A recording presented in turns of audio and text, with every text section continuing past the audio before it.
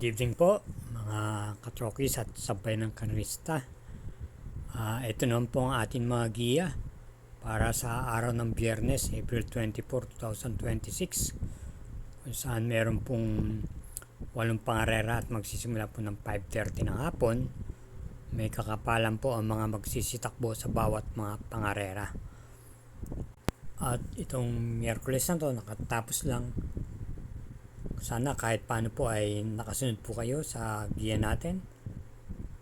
Yung dihadong nanalong numero 1 Heartfelt na paprimera po natin at napakinabangan nyo mo. Kundi nyo man na agipang mga exotic, napakinabangan nyo manunasan sa mga double at mga forecast. Natapat po. Kahit paano nakasungkit tayo ng dihado. Ano po sa punto po ito, samahan nyo na rin po ako ulit para sa atin naman po mga giya. Salamat po.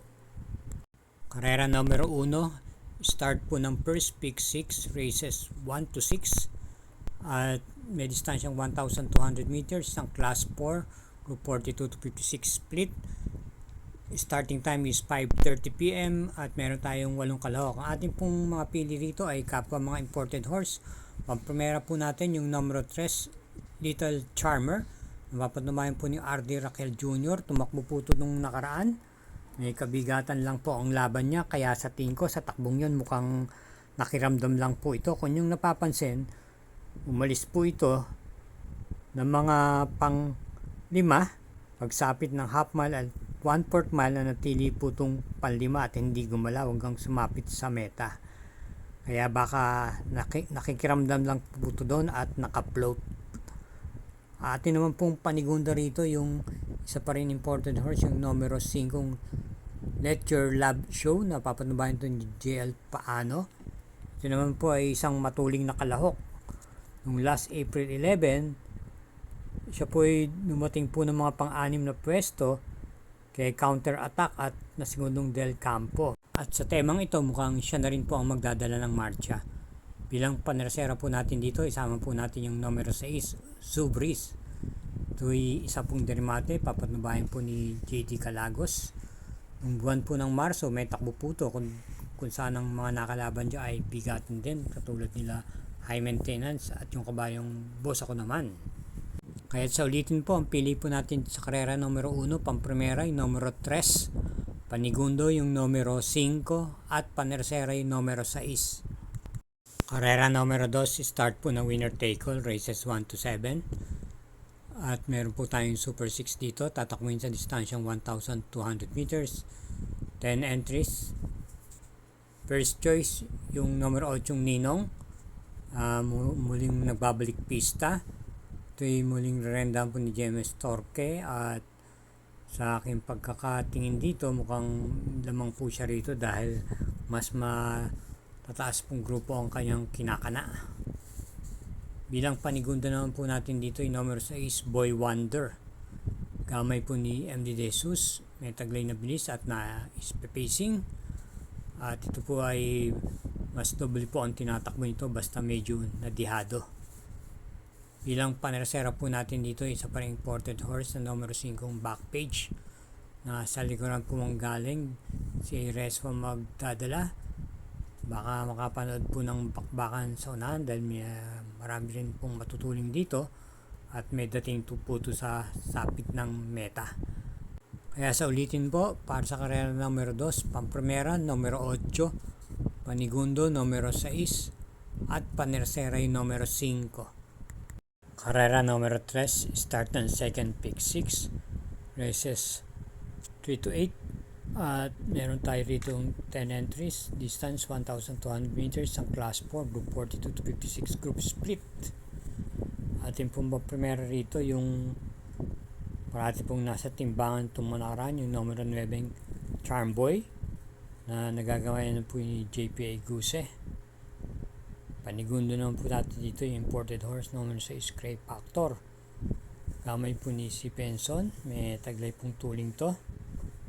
At bilang panersera po natin dito yung numero 5 Black Prism, GL Shego Jr. naman po ang magdadala.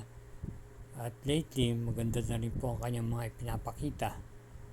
Kaya para dito sa karera numero 3, pamprimera ay numero 9, panigundo numero 6, at panersera ay numero 5. Karera numero 4, start po ng Big 5, races 4 to 8, distance 1,200 meters, isang class 5, 70 to 41 group split, at meron po tayong 7 entries. Ating po pamprimera rito yung numero 3, leader of the band. Ito po ipapatnubayan po ngayon ni NC Lunar. Ang pinakahuling takbo niya po ay dumating po ito ng segundang dehado noong April 4 kay Celebrity. At sa naturang karera yun ay nandoon din po si Galactus. Bilang panigunda naman po natin dito yung numero 5 Galactus. Napapatnubayan po ni si Aire sa pagkakataon ngayon. Ito po may taglay na tuling, kagagaling lamang po nito sa bakasyon. Pero tumakbo nga lang ito noong April 4 kung saan na kwarto pwesto po siya kay Celebrity at sa nasigundong leader of the band. Ito po may taglay na tuling. Kaya para rito sa karera numero 4, pili po natin pamprimera numero 3, panigundo yung numero 5. Sa pagpapatuloy ng pagbigay ng ating giya, palalang po, kaugalingin po natin mag-subscribe at pakishare na rin po, i-hit natin po yung like at notification bell button at gayon din naman po pakifollow po ang Samut-Sari Mangkelos TV FB page. Salamat po.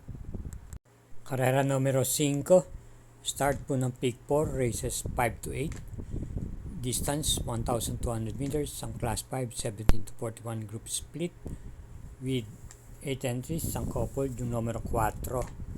At pong pamprimera rito yung coupled entries numero 4, Muni Maniman, Mr. Manillennial.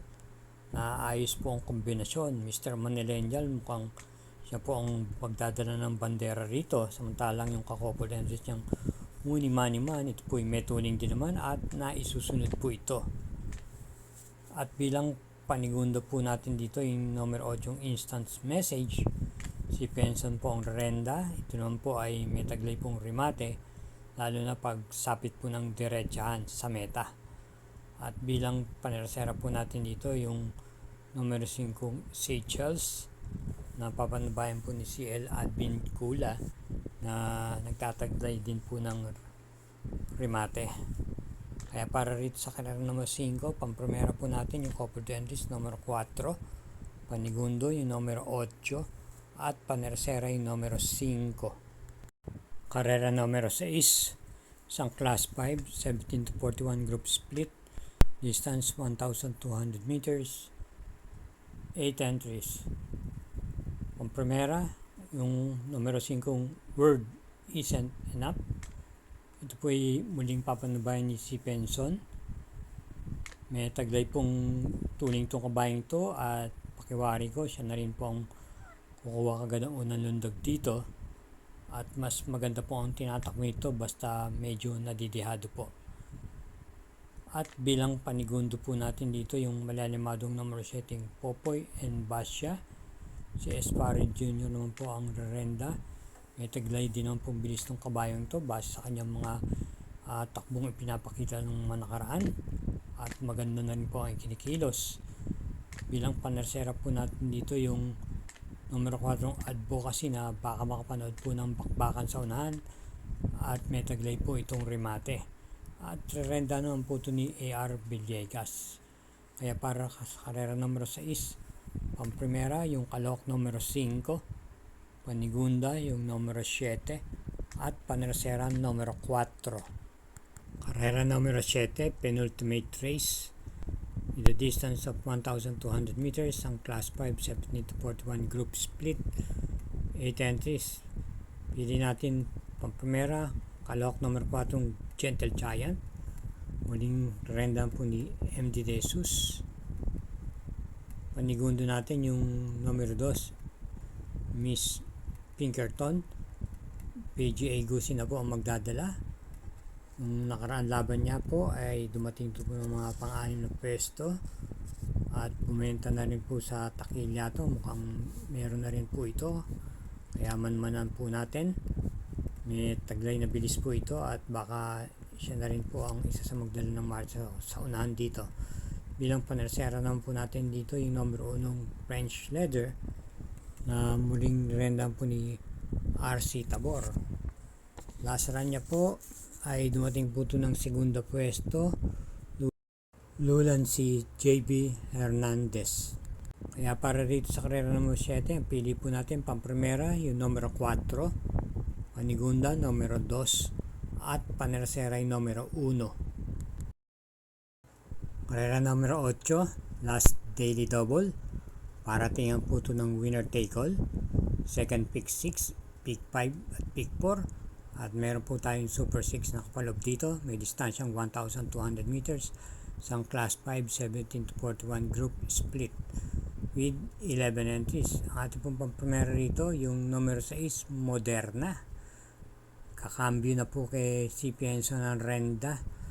May taglay pong bilis at lately, kung yung napapansin, ito ay nadadalas po sa timbangan. So maganda po ang kanyang ikinikilos sa ngayon. Panigundo po natin dito yung kalahok numero 1, Apollo. Si RC Simasio naman po ang Renda. At bilang panersera po natin nagbabalik pistang numero 5, Aliana na may taglay pong bilis. GL Siego naman po ang renda sa kanya at nakakagamay. Kaya para rito sa huling pangarera, karera numero 8, pang-primera numero 6, panigundo numero 1, at panersera numero 5. Sa pagtatapos po, muli ko sa inyong pinapalala na ang lahat po ito ay gabay lamang. Inyo pa rin mga sariling kursunada ang siyang masusunod sa dakong huli. Ingat po tayo sa ating pag-uwi at hinay-hinay lang. Thank you again for watching and good luck po.